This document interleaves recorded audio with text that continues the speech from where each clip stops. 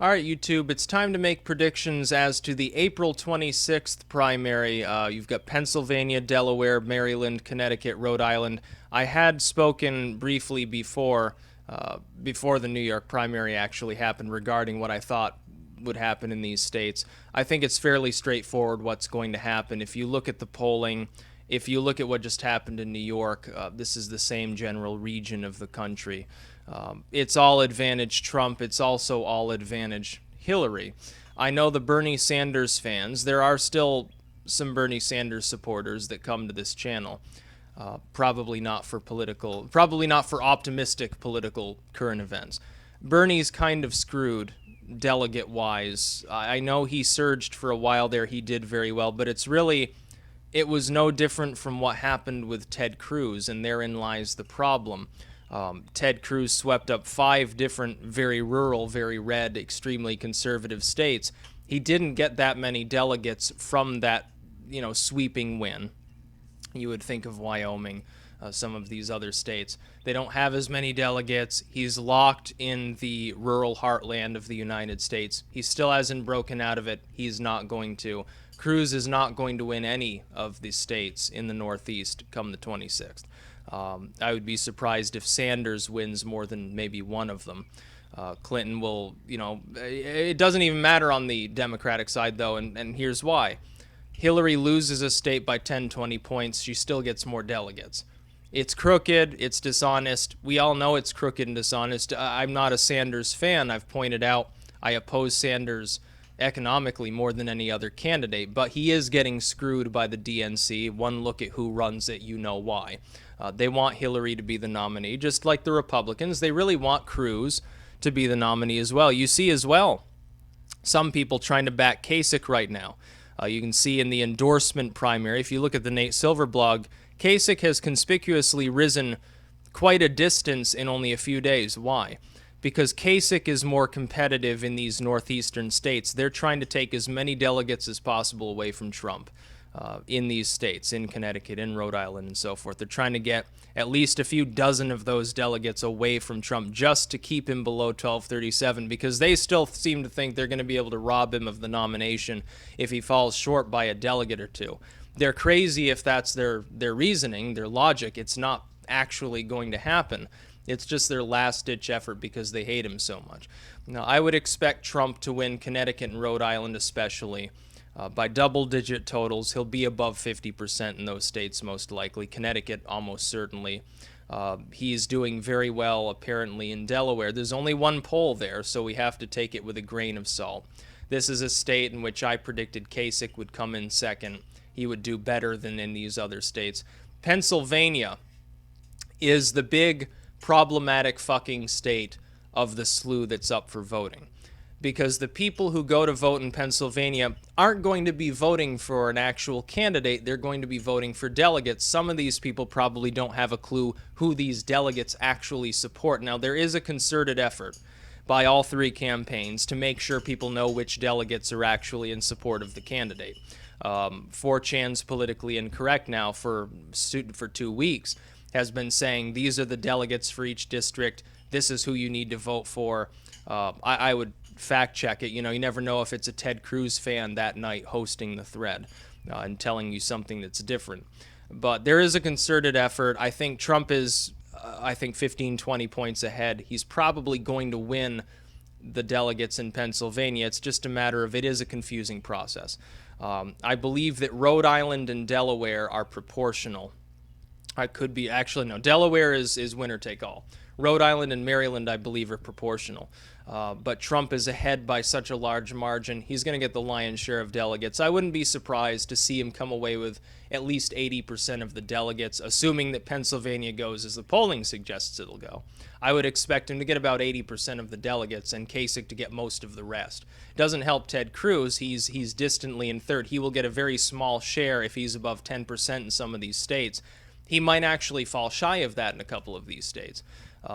Cruz, the fiction of Cruz as the savior of the GOP was spawned out of the fact that he managed to win a slew of states where if he had lost, it would have been astonishing.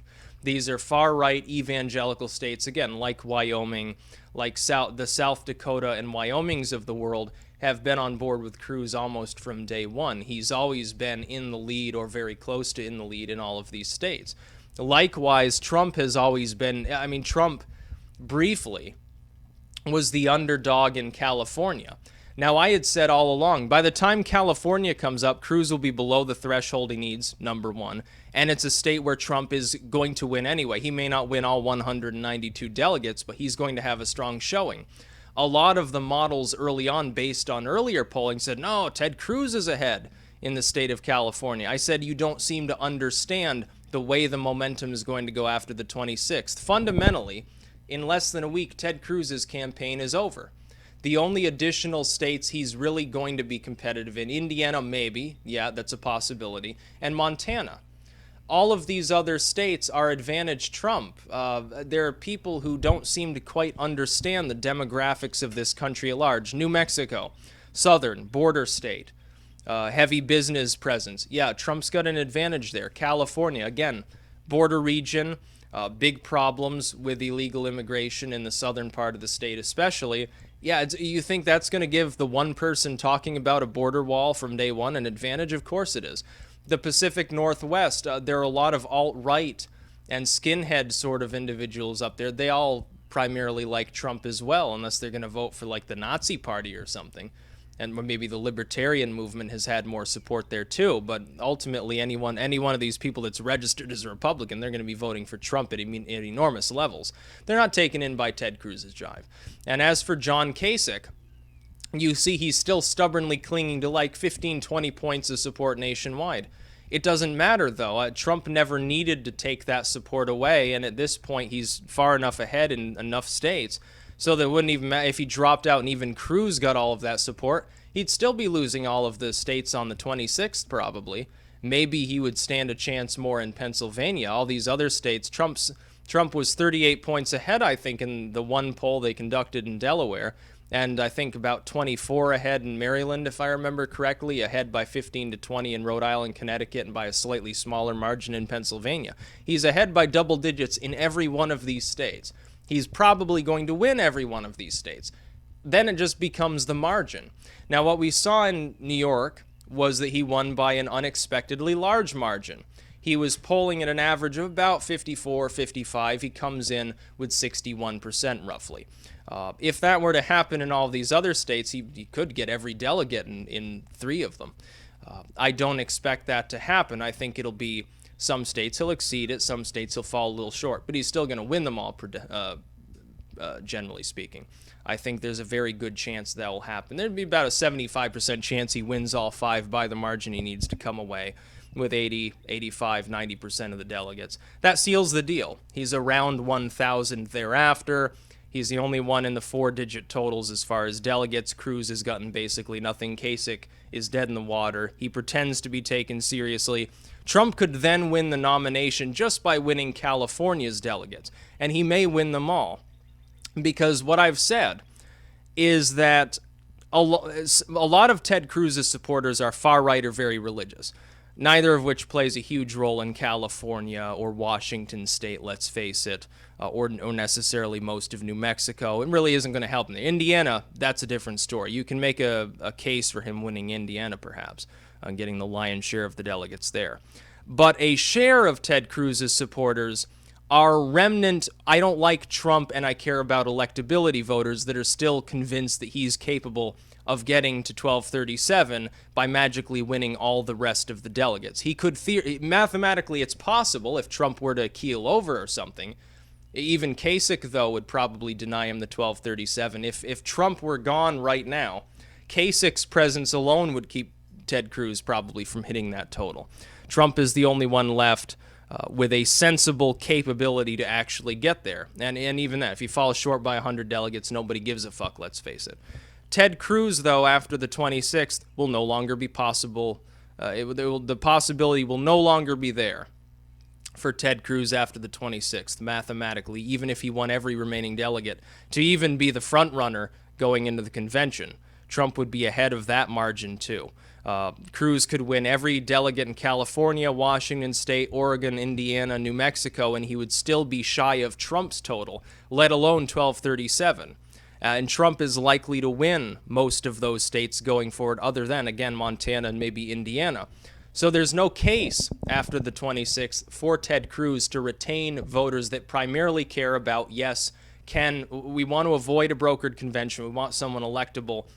Trump is going to look a lot more electable after he stacks up 4 or 5 more states as victories. He's going to look fairly decent, strong candidate after that happens. Ted Cruz will crumble. Trump will go on to win California by double digits. He'll get over 100 delegates there, probably over 150.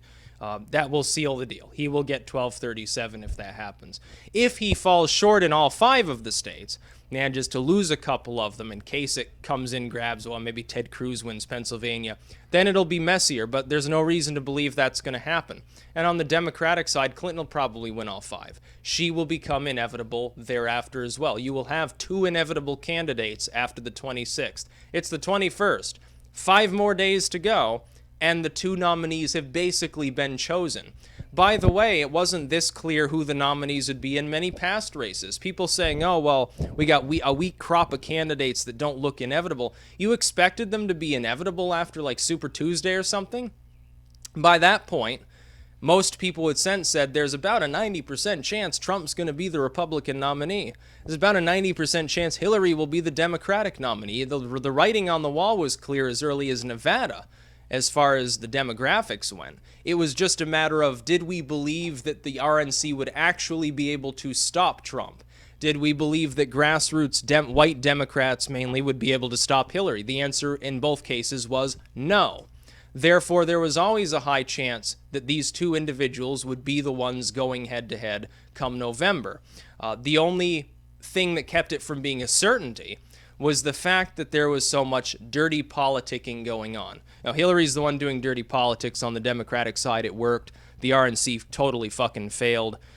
Look for Bernie Sanders to not necessarily be too happy when he loses in a close race. Probably get shut out at the convention. Hillary will badmouth him or something. He might run independently. It'd be funny as fuck if he does. But yeah, Trump is basically inevitable. In another 6 days, 5 days, we'll know that he is. If he wins all 5 states, yeah, he's the inevitable nominee. Nobody's going to take it away from him. He's been nominated already. Give it up, the Ted Cruz fans. If you care about avoiding a messy convention, jump aboard the Trump train. But not many more states are left to actually vote, but it'll be fairly clear who's actually going to win. There's not a whole lot that you can do about that at this point. That's about all.